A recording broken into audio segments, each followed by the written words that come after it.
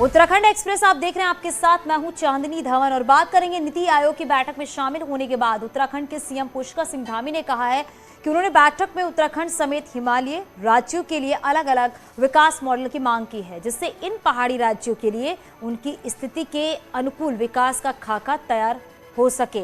इसके साथ ही सीएम धामी ने उत्तराखंड में टनल पार्किंग बनाने की मांग की है और केंद्र द्वारा संचालित योजनाओं के बारे में बात रखी है। उन्होंने ये भी कहा है कि उत्तराखंड में बड़ी संख्या में श्रद्धालु आते हैं। चारधाम यात्रा के अलावा कांवड़ यात्रा में भी लाखों की तादाद में श्रद्धालु पहुंचे और इससे वहां की जनसंख्या घनत्व पर भी बड़ा फर्क पड़ता है। इसको देखते हुए विकास की योजनाओं की सुझाव दिए। समय में हमको आसानी से पार्किंग प्राप्त हो पाए, उसके लिए कोई अन्य जगह न देखनी पड़े। पहाड़ों के अंदर ही कैविटी बनाकर वहाँ पर पार्किंग की व्यवस्था, इससे पर्यावरण का भी कोई नुकसान नहीं होगा। हिमालयन के राज्य हैं, उन राज्यों के लिए अलग से जो विकास का मॉडल है अलग से बनना चाहिए, क्योंकि इन राज्यों की समीक्षा होनी चाहिए। इस पर भी कोई एक समीक्षा होनी चाहिए। मैंने एक प्रस्ताव दिया है कि हिमालयन राज्यों की एक संगोष्ठी नीति आयोग के द्वारा अलग से भी होनी चाहिए, जिसमें कि वहाँ की परिस्थिति के अनुसार, वहाँ की प्राकृतिक स्थितियों के अनुसार वहाँ पर विकास का मॉडल बनना चाहिए।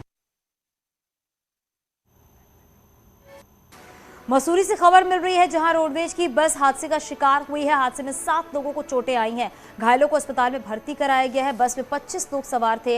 हादसा आईटीबीपी कैंप के सामने हुआ है। देहरादून से मसूरी जा रही थी ये बस, जिसकी तस्वीरें आपकी टीवी स्क्रीन पर है। बस में 25 लोग सवार थे और आईटीबीपी कैंप के सामने ये हादसा हुआ है। ये बस देहरादून से मसूरी की तरफ जा रही थी, तभी ये हादसा हुआ। मसूरी में बस का एक्सीडेंट हुआ, उस वक्त की तस्वीरें हैं और इस पूरे हादसे में 7 लोगों को चोटें आई हैं। सभी घायलों को अस्पताल में भर्ती कराया गया है।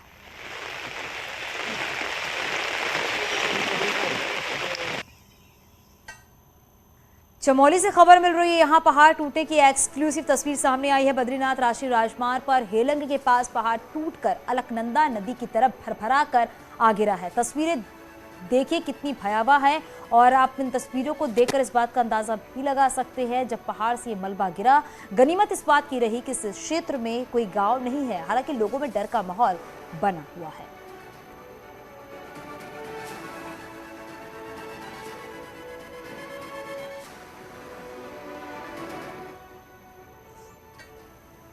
टनकपुर चंपावत हाईवे स्वाला के पास मलबा आने के बाद करीब 20 घंटे से रोड बंद है, जिसके बाद डीएम के निर्देश के बाद ही एहतियातन रूट को देवीधुरा हल्द्वानी डाइवर्ट कर दिया गया है। वहीं इसके बाद यात्रियों को खटीमा टनकपुर आने के लिए 300 किलोमीटर का अतिरिक्त सफर तय करना पड़ेगा। तो रात 10 बजे से इस हाईवे को बंद कर दिया गया है। हाईवे पे लगातार मलबा आ रहा है। एहतियातन के तौर पर इस रास्ते को बंद कर दिया गया है। हालांकि रास्ते को जब डाइवर्ट किया गया है तो थोड़ा लंबा सफर करना पड़ेगा यात्रियों को जो वहां पर मौजूद है। रात 10 बजे से एनएच बंद होने की सूचना प्राप्त हुई थी। सभी संबंधितों को इसकी जानकारी दे दी गई थी। तो एहतियातन, क्योंकि अभी भी जाना रिस्की है, लगातार काम चल रहा है वहां पर और कंटिन्यूसली पत्थर गिर रहे हैं, तो एहतियातन रूट डाइवर्ट किया गया।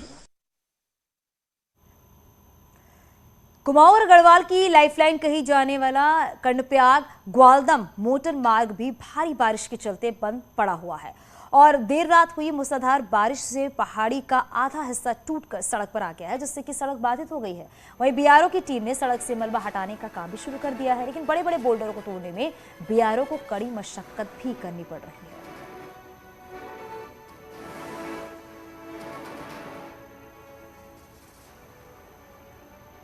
चमोली में भारी बारिश से जगह जगह हो रहे लैंडस्लाइड के चलते कई मार्ग बंद चल रहे हैं। मलारी हाईवे भी सलधार के पास बंद हो गया है और वहीं बद्रीनाथ हाईवे का मार्ग अब शुरू हो गया है। तो भारी मलबा आने की वजह से एहतियातन रास्ते को बंद किया गया है। मलारी हाईवे जो है वो बंद है। सलधार के पास भी मार्ग को बंद कर दिया गया है क्योंकि बारिश हो रही है। बारिश की वजह से एहतियात बरती जा रही है। काफी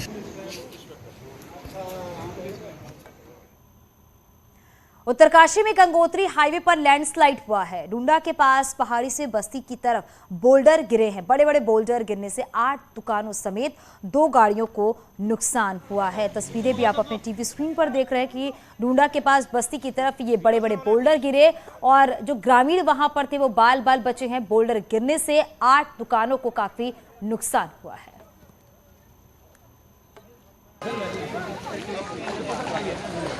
सियासी सदा से ये बनी हुई है और ऊपर से पहाड़ के नीचे ये बनी हुई थी और ये सारा पहाड़ ऊपर से टूट गया। हम लोग दुकान के अंदर थे, सारे दुकानें अंदर पीछे से पत्थर दीवार तोड़ के सारे जो अंदर सारे दुकानें शटर बाहर निकल चुके हैं। मैं भी दुकान के अंदर था, इतना शुक्र हुआ कि मैं बच गया। और हाँ, ऊपर से सारी छतें टूट चुकी है। अब हम लोगों के सामने रोजगार की समस्या बहुत पैदा हो गई है। बागेश्वर में रुक रुक कर हो रही बारिश से भूस्खलन का खतरा बढ़ रहा है और कई सड़कें वॉश आउट हो गई हैं। इनमें लंबे समय से यातायात जो है वो पूरी तरीके से ठप है। वहीं प्रशासन इन्हें खोलने के लिए लगातार कोशिश कर रहा है। फिलहाल जिले में 3 ग्रामीण सड़कें और एक मुख्य मार्ग जो है वो बाधित है।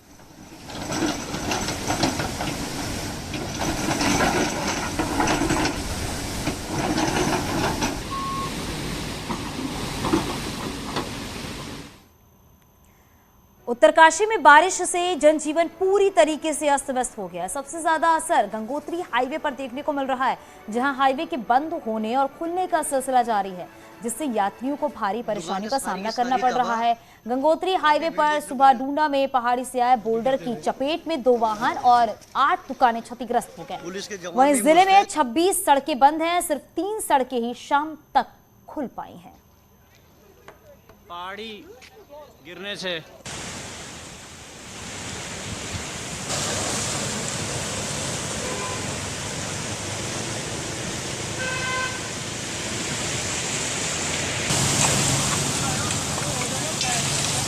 बरलामत का दूसरा रूप देखने को मिल रहा है। डूंडा पंजाब नेशनल बैंक के सामने भारी नुकसान और स्पेशल कंपोनेंट प्लांट की पूरी दुकानें तबाह और सामने पंजाब नेशनल बैंक और आने वाले समय में हमेशा के लिए खतरा बन चुका है। 3-4 जगहों पे जो अभी सुचारू कर लिया गया, उसमें यातायात सुचारू कर लिया गया और अन्य जो आंतरिक मार्ग है उनमें भी सुचारू करने की कार्रवाई करनी है। उसको लेकर मार्ग में जहाँ पर कलवट आते हैं वहाँ पर थोड़ा कटाव हुआ है, तो संबंधित विभाग को निर्देश किया गया कि वो उसमें तत्काल सुचारू करें। हरिद्वार में हुई तेज बारिश से पथरी रोड नदी पर बना पुल बह गया है और सुमन नगर और साथ ही साथ मीरपुर को जोड़ने वाला ये पुल कुंभ मेले के दौरान बनाया गया था। वहीं पहली तेज बारिश में पुल के बह जाने से कुंभ के दौरान हुए निर्माण कार्यों की गुणवत्ता पर भी सवाल उठ रहे हैं। फिलहाल रोह नदी पुल के ऊपर से उफान पर रह रही है, जिससे स्थानीय लोगों को आवाजाही में काफी दिक्कतें भी हो रही हैं।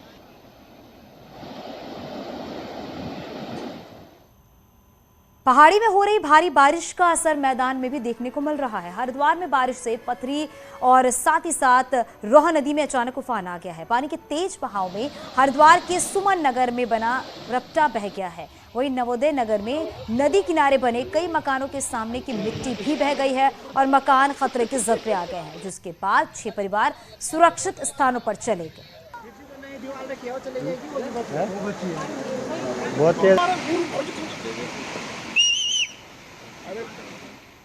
मकान में पानी आने की वजह से कटाव ज़्यादा हुआ।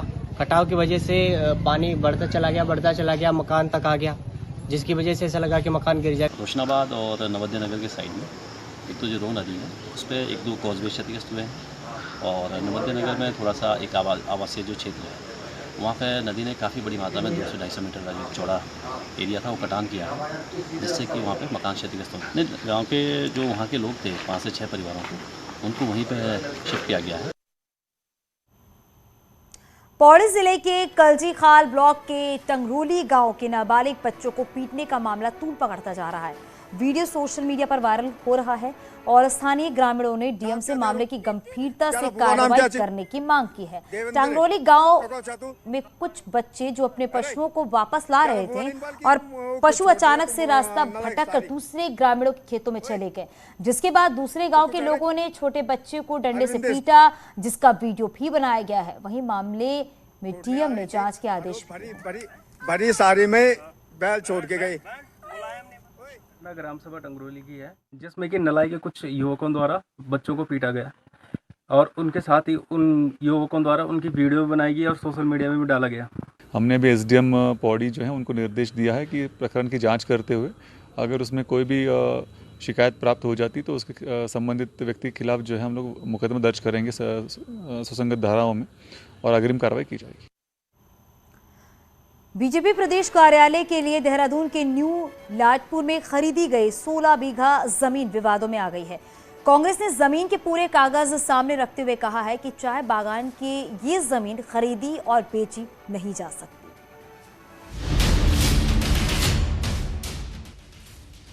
बीजेपी ने 2011 में तत्कालीन प्रदेश अध्यक्ष बिशन सिंह चुप्पाल के नाम पर पार्टी दफ्तर बनाने के लिए न्यू लाटपुर में 16 बीघा जमीन खरीदी। बीजेपी ने साल 2020 में इस पर 3 मंजिला भवन का शिलान्यास भी कर दिया। जमीन खरीद के करीब 11 साल बाद अब कांग्रेस इस पर सवाल खड़े कर रही है और कहा है कि बीजेपी ने जो भी भूमि खरीदी है वो चाय बागान की जमीन है। सुप्रीम कोर्ट की गाइडलाइन के अनुसार इसे खरीदा या बेचा नहीं जा सकता। फिर कैसे ये भूमि खरीदी गई और कैसे इस पर भवन का नक्शा पास कर दिया गया? इस भूमि में गलत तथ्यों को प्रदान करके भूमि क्रय की गई, जिस पे ऑब्जेक्शन आया। ऑब्जेक्शन में इन्होंने गलत शपथ पत्र दिए कि हमारे पास एनओसीज हैं। हमने एनओसी जमा किए जिसमें लोक सूचना अधिकारी के द्वारा दिया गया कि ऐसे कोई शपथ पत्र उपलब्ध नहीं है और ये सूचना गलत है। मेरा आरोप है कि सरकार के दबाव पे जिन अधिकारियों ने उस भूमि में नक्शा पास किया, जो भूमि सरकार में निहित हो जानी चाहिए, उन अधिकारियों के खिलाफ सरकार कार्रवाई करेगी। दूसरी ओर बीजेपी का कहना है कि जमीन पार्टी खरीदी है, वो चाय बागान की नहीं है। अगर अधिकारियों ने नक्शे पास किए हैं तो सारी जांच पड़ताल के बाद ही पास किए गए होंगे।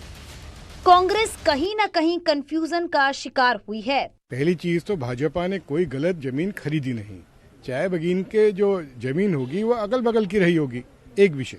दूसरा विषय, अगर अधिकारियों ने नक्शे पास करे हैं तो सारी जांच पड़ताल के बाद करे होंगे। ऐसा तो नहीं है कि हवा में पास कर दिए। कहीं ना कहीं उनको कंफ्यूजन है। बेफालतू का आरोप लगाना उनकी आदत में आ गया है। बहरहाल बीजेपी कार्यालय बनने से पहले ही विवादों में आ गया है।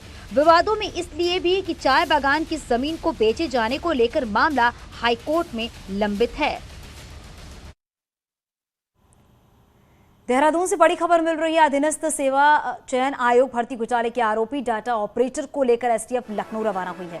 Operator Abhishek Verma RMS techno solution company में काम करता था और इसी सॉल्यूशन कंपनी में UKSSC के पेपर छपते थे।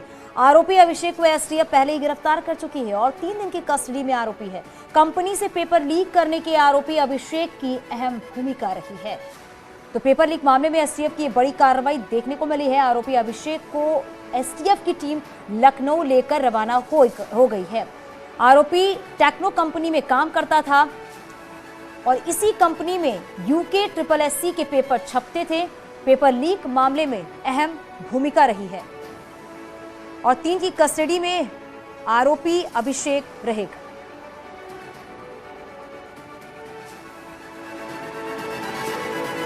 उत्तराखंड अधीनस्थ चयन आयोग के पेपर लीक मामले में अब कुछ ग्राम प्रधानों का भी नाम सामने आ रहा है, जिन्होंने नकल के सहारे अफसर बनने का सपना देखा था।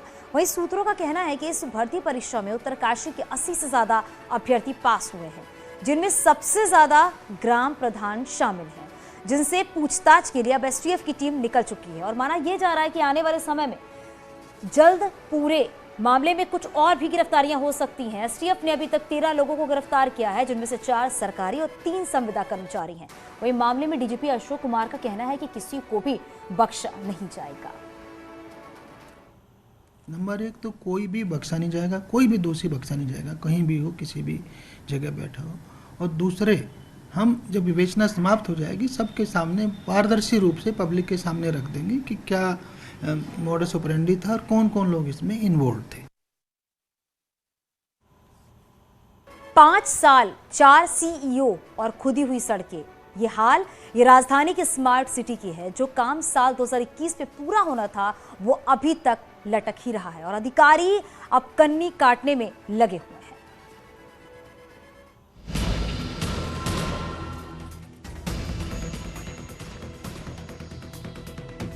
हिचकोले खाती ये गाड़ियां राजधानी में चल रही हैं।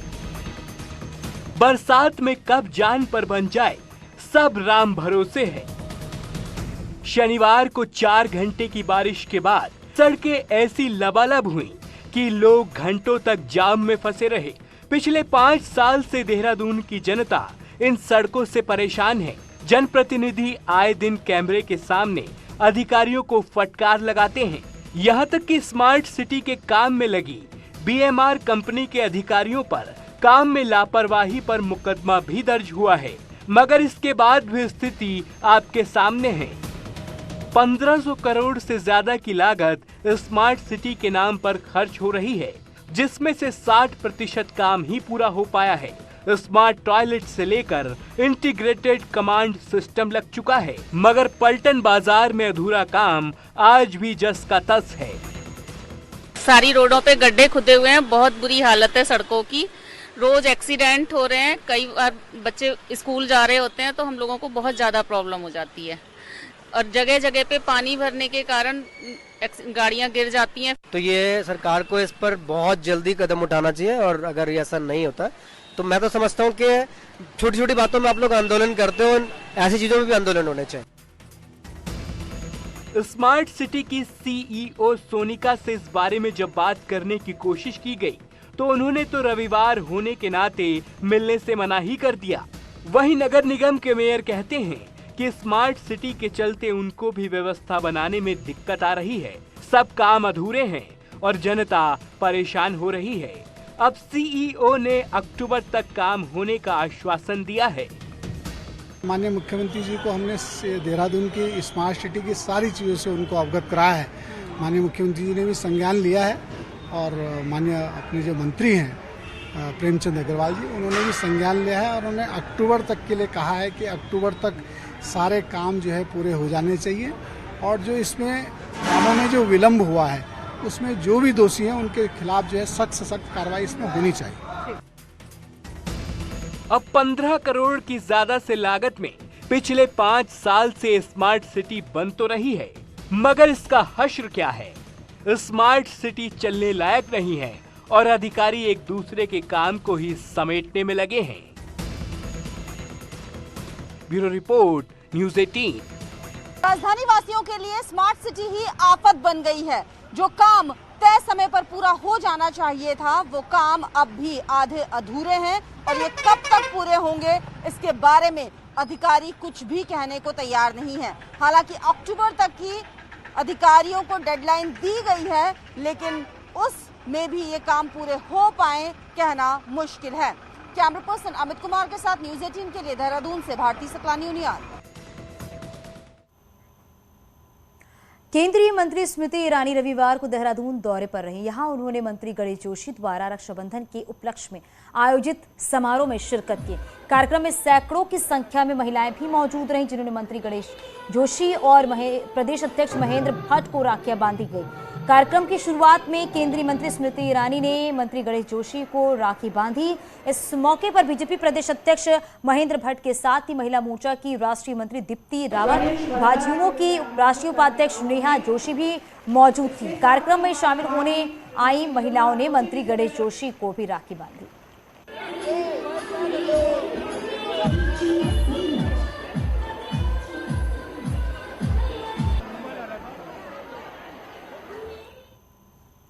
प्रधानमंत्री किसान सम्मान निधि पाने वाले 3 लाख से अधिक किसान ऐसे हैं जिनकी सम्मान निधि 15 अगस्त के बाद बंद हो सकती है, जिसकी वजह इन किसानों द्वारा KYC न कराया जाना है।